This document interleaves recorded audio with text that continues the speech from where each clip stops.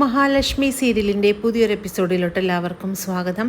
അങ്ങനെ കണ്ണനാണെങ്കിൽ സത്യങ്ങളെല്ലാം അറിഞ്ഞതിന് ശേഷം ആകെ തകർന്ന് തരിപ്പണമായിട്ട് തന്നെ ഇരിക്കുകയാണ്. കണ്ണനാണെങ്കിൽ എല്ലാവരും തന്നെ ചതിച്ചല്ലോ എന്നോർത്ത് വളരെ സങ്കടത്തോടുകൂടി തന്നെ ഇരിക്കുന്നു. അങ്ങനെ കണ്ണൻ ദേഷ്യപ്പെട്ടുകൊണ്ട് തന്നെ ആ മുറിയിൽ നിന്നും ഇറങ്ങുകയാണ്.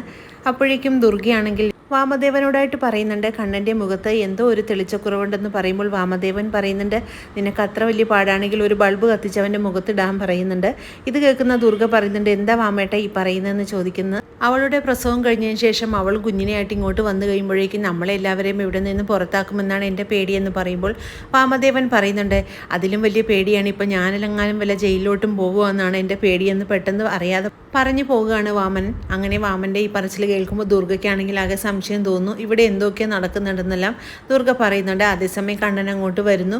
കണ്ണനോടായിട്ട് ദുർഗ പറയുന്നുണ്ട്, അവളുടെ വയറ്റിൽ കിടക്കുന്ന കുഞ്ഞ് നിൻ്റെ തന്നെയാണോ എന്ന് ചോദിക്കുമ്പോൾ കണ്ണൻ പറയുന്നുണ്ട്, അതെൻ്റെ കുഞ്ഞ് തന്നെയാണ്, ഞാൻ ആരോടും കള്ളം പറയാറില്ല, എൻ്റെ അച്ഛനും അമ്മയും എന്നെ കള്ളം പറയാൻ പഠിപ്പിച്ചിട്ടില്ല എന്നെല്ലാം വളരെ ദേഷ്യപ്പെട്ടുകൊണ്ട് തന്നെ കണ്ണൻ പറയുന്നത് കേട്ട എല്ലാവരും ആകെ ഞെട്ടി നിൽക്കുകയാണ്.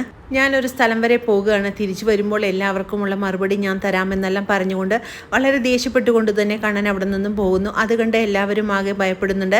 കണ്ണൻ്റെ ഈ മാറ്റം കണ്ട് വാമദേവനും കരുണയും ആണെങ്കിൽ ആകെ വല്ലാതെയാകുന്നു. കാരണം സത്യങ്ങളെല്ലാം തന്നെ അയാൾ അറിഞ്ഞിട്ടുണ്ടോ എന്ന് അവർക്ക് ആണെങ്കിൽ ഒരു സംശയം ഉണ്ടാകുകയാണ്.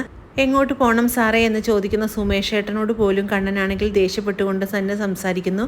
പിന്നീട് കണ്ണൻ തന്നെ ഡ്രൈവ് ചെയ്ത് തന്നെ പോവുകയാണ്. അതേസമയം കണ്ണൻ്റെ അച്ഛൻ്റെയും കണ്ണൻ്റെയും ആക്സിഡൻറ്റ് നടന്നിട്ടുള്ള ആ സ്ഥലത്ത് കണ്ണൻ എത്തുന്നുണ്ട്. അങ്ങനെ അവിടെ ഇറങ്ങി നിന്ന് കണ്ണനാണെങ്കിൽ പഴയ കാര്യങ്ങളെല്ലാം തന്നെ ആലോചിക്കുകയാണ്. അതേസമയം മഹി ആണെങ്കിൽ കണ്ണനെ വിളിച്ചിട്ട് കിട്ടുന്നില്ല എന്നെല്ലാം പറഞ്ഞുകൊണ്ട് ലേഖയോട് പരാതി പറയുമ്പോൾ ലേഖ പറയുന്നുണ്ട്, സദ്യയെല്ലാം കഴിച്ചിട്ട് കണ്ണേട്ടൻ കിടക്കുകയായിരിക്കും, അതുകൊണ്ടായിരിക്കും എടുക്കാത്തതെന്ന് പറയുമ്പോൾ ഏത് ഉറക്കത്തിലാണെങ്കിലും കണ്ണേട്ടൻ എൻ്റെ കോൾ എടുക്കുന്നതാണ്, എനിക്ക് ആകെ പേടിയാവുന്ന ലേഖ, എന്തോ സംഭവിച്ചിട്ടുണ്ട്, കണ്ണേട്ടൻ എന്തോ സത്യങ്ങളെല്ലാം തന്നെ അറിഞ്ഞിട്ടുണ്ട് എന്നെല്ലാം ലേഖയോടായിട്ട് മഹി പറയുന്നുണ്ട്. പിന്നീട് പ്രതാപനാണെങ്കിൽ വളരെ ആലോചനയിൽ തന്നെയാണ്. കണ്ണനോട് മുഴുവൻ കാര്യങ്ങളും പറയാൻ പറ്റാത്തതിൻ്റെ ഒരു സങ്കടമാണ് പ്രതാപൻ ഉണ്ടായിരിക്കുന്നത്.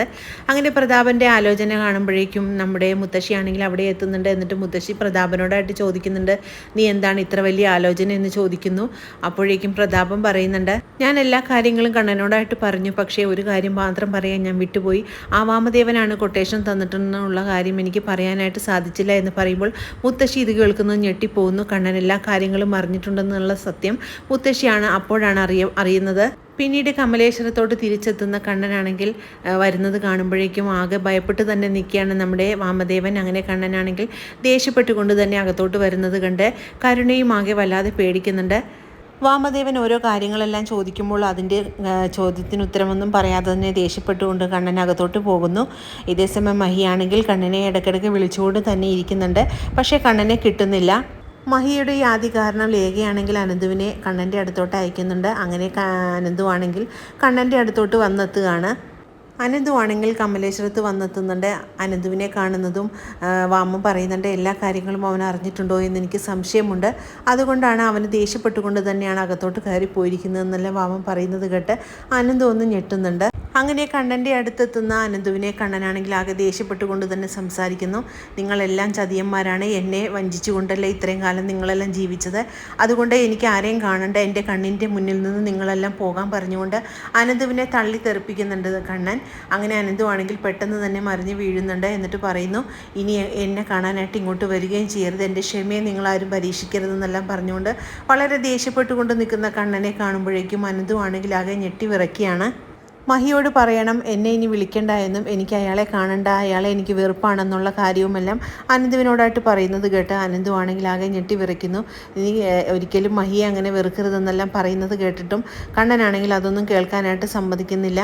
അങ്ങനെ വളരെ ദേഷ്യപ്പെട്ടുകൊണ്ട് തന്നെ കണ്ണനാണെങ്കിൽ അനന്തുവിനെ റൂമിൽ നിന്ന് പുറത്താക്കുകയാണ്. അങ്ങനെ വളരെ ത്രില്ലിംഗ് ആയിട്ടുള്ള ഒരു എപ്പിസോഡുകളാണ് ഇനി വരാനിരിക്കുന്നത്. ഈ റിവ്യൂ ഇഷ്ടമാകുകയാണെങ്കിൽ ലൈക്കും ഷെയറും സബ്സ്ക്രൈബും ചെയ്ത് സപ്പോർട്ട് ചെയ്യണേ. പുതിയൊരു എപ്പിസോഡിനായിട്ട് നമുക്ക് കാത്തിരിക്കാം.